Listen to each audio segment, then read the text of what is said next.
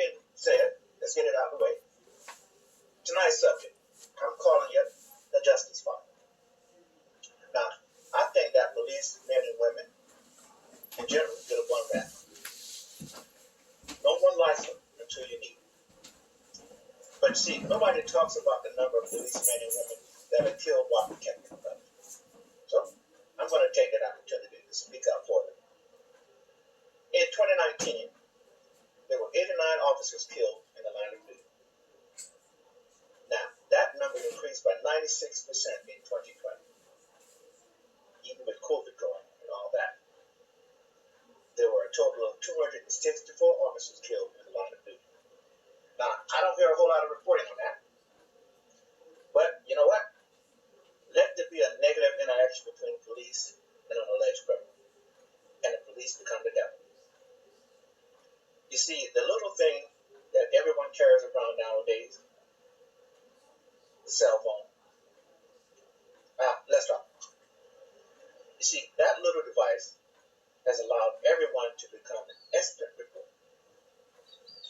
It's ensured that whenever a negative interaction occurs between the police and the black community, it will most likely be captured on tape. And that incident will be played over and over and over again. And if it's juicy enough, it'll be picked up by the media. Now, the media job is to get as many people to watch their broadcast as possible. So, if it's something that's sensationalized, they're on it. After it's over, or the interest seems to wane away, it moves on to the next hot topic. So, when a tragedy occurs in the black community, media rushes in to capture reactions on the ground. They like the hyperbolic, lame reaction from the community. And true to form, there'll be 3, 4, 5, 6 people crying, yelling, and demanding justice.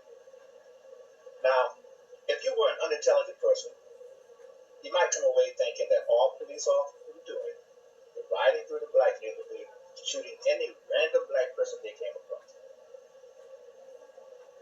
Here's Gabby Max, 25 cents. Cops are my friends. There, I said it. And if you don't like it, too bad. Throughout my life, I've known a lot of police men and women and other law enforcement types. And I've come away with a general conclusion. You see, some of them see what they do is just a job, a way to better their life. Others see what they do as a societal quote-unquote calling. And the rest fall into the category of just carrying on a family tradition of being a police officer. Now, at last count, there were roughly 696,000 full-time police officers in the United States.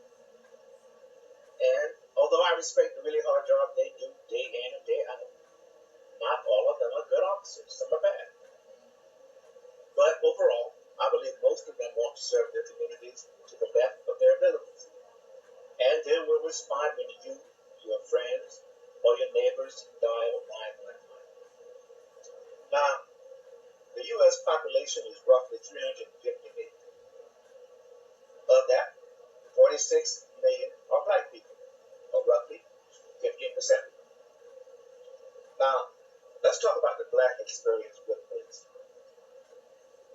You know, most of us will never have any kind of interaction with police officers in our lifetime, except when we call them for help.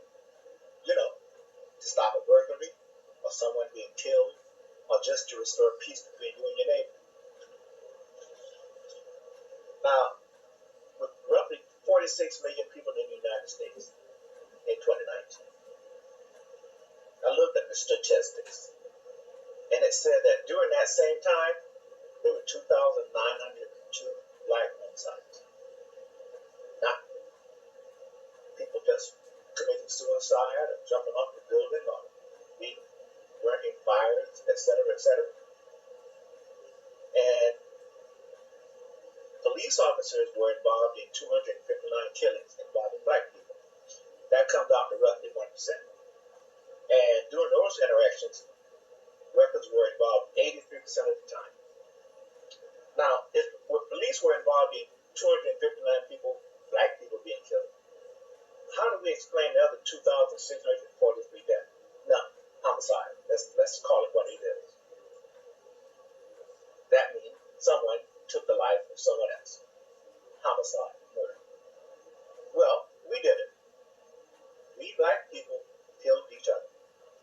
And that's absolutely crazy. Now, one of my theses is that I believe part of the problem on the matriarch family that dates back to the 60s. And the result being sons being raised by single women. Now, what I mean by this, without the influence of a male in a young boy's upbringing to keep him on the straight and narrow, he won't learn what it truly means to be a man and all that comes with it. I believe a boy will emulate what he sees in his father. And I hope that a good father will teach his son about conflict resolution. You know, that every disagreement doesn't have to result in a fight or running to get a gun. At least I hope that's what a good father would do. And if that were true, I suggest that the number of black people killing each other would be drastically reduced. Now, the stats say that blacks killed each other at a 97% rate. So why do we in the black community give this a little attention? Because it's always easier to point the finger at someone else. But we have to address the subject as objectively as possible. We have to hold ourselves accountable and stop the madness.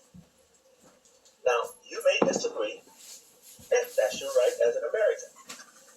But what I've said is Gabby Max 25 cents, and I'm not changing my perspective.